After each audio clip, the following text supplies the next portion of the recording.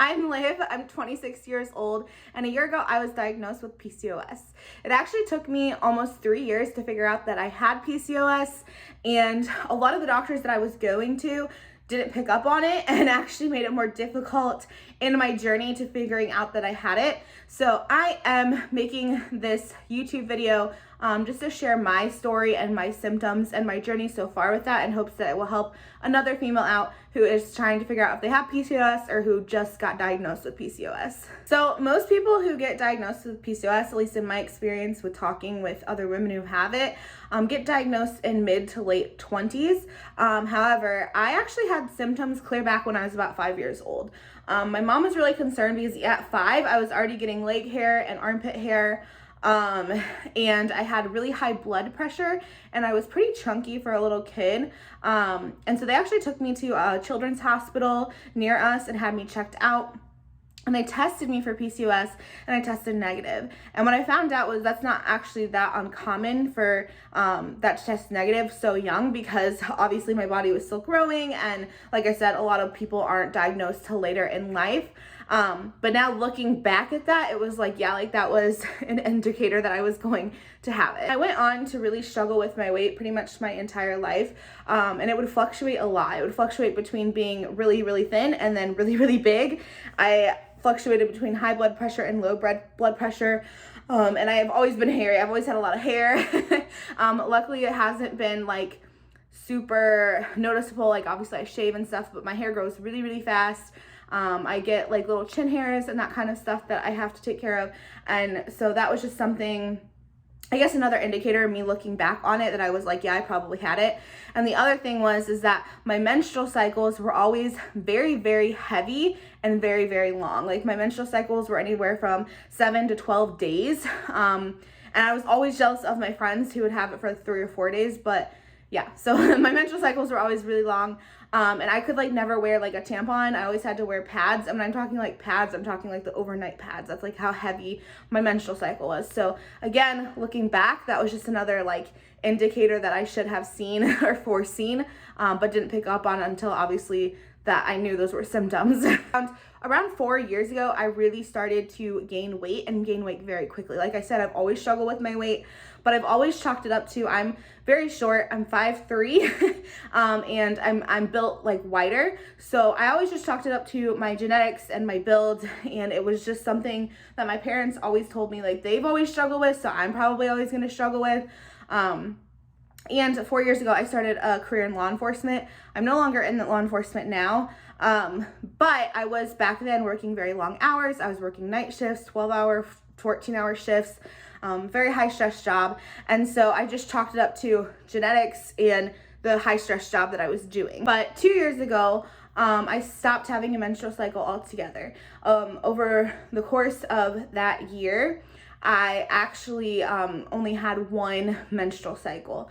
And I started about 6 months into not having menstrual cycle, going and seeing different doctors, and they all just attributed it to my weight gain. They basically, I felt kind of like blamed it on me, which to an extent I wasn't eating the healthiest, so I'll give them that. But they basically were saying, oh, it's just your diet, you need to lose weight, that's why you're not having a menstrual cycle. So I followed several different doctors' advice. I did everything from like Beachbody to Jenny Craig to keto. I even went vegan off the recommendation of a doctor, and in the 7 months I think I was vegan, I gained 40 pounds. So nothing was working, and I was getting really frustrated because, like I said, all these doctors I felt were really just like, well, it's just the way you're eating. Like I could tell they thought like I wasn't sticking to a diet or whatever, and it was just very, very frustrating. So I started actually working with a midwife, and it was quite like random how I actually started working with her. I was supposed to go in for like my normal checkup lady appointment, yearly whatever, for a pap smear and all that. And the OB wasn't in. They're like, would you know, we can either wait a month and get you in with the OB, or you can see a midwife this week. And I'm like, sure, yeah, I'll see a midwife. And after like a year and a half of trying different diets and trying to figure out what was going on, why I was gaining weight, why I wasn't having a period, finally this midwife said, I think something else is going on here. I want to test you for PCOS. I'm so grateful for this midwife. she has such an open mind and like looks at things, and I'm not saying I'm like a holistic person or like I'm against meds or whatever. She just is more of like a holistic doctor, or a holistic, I should say, health professional.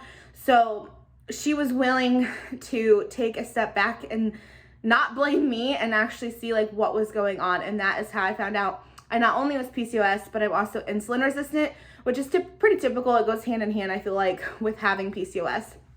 So that explains like when I was on the vegan diet, why I gained weight so quickly, because I was eating high carbs, and obviously my body wasn't producing enough insulin to keep up with that. So it just added on to the PCOS symptoms I was already having. But if you have any of these symptoms, like my best advice would be, one, don't just like take a doctor's opinion. Like if you think something else is going on, like go see another doctor, or go see a midwife, or go see like a nutritionist, somebody that's going to take a broader look at what's actually going on with your body. Because like I said, I waited almost 3 years, and I was like believing all these doctors, and I was feeling horrible about myself, and I just felt like it was all my fault, and I couldn't do anything right. And it was like, it was such a stressful time, and I put so much guilt on myself.